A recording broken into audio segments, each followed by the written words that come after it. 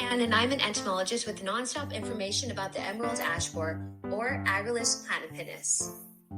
It is an invasive species from Asia and was introduced to the United States in 2002.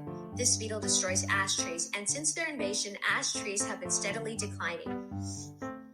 Today, I will talk about their digestion, reproduction, life cycle, and environmental fitness.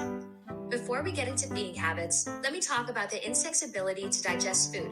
The emerald ash borer's alimentary canal consists of a foregut, midgut, and hindgut. The foregut is responsible for grinding, storing, and transporting food into the midgut.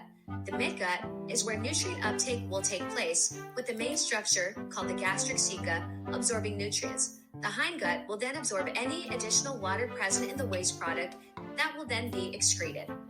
These insects are wood-boring, and their larvae are the ones responsible for the great damage to ash trees. The larvae bore and feed downward, creating an S shape. They do this to reach the phloem and wood seed with ash trees.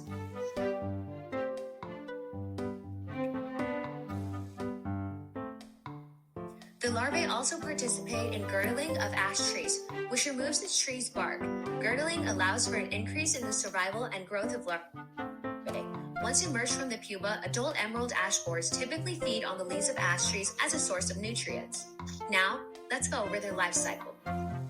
Female ash borers lay 40 to 70 eggs on the bark of an ash tree. After hatching, the larvae bore into the tree layers just below the bark to feed. They remain there for 1 or 2 years, then pupate into adults. The adults then chew a telltale D-shaped exit hole in the bark.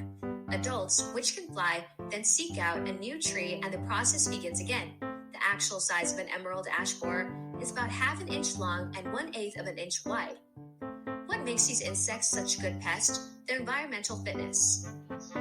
Ash trees can be found throughout most of the eastern United States, so some emerald ash borers will have to endure harsh conditions that other insects might not be able to survive.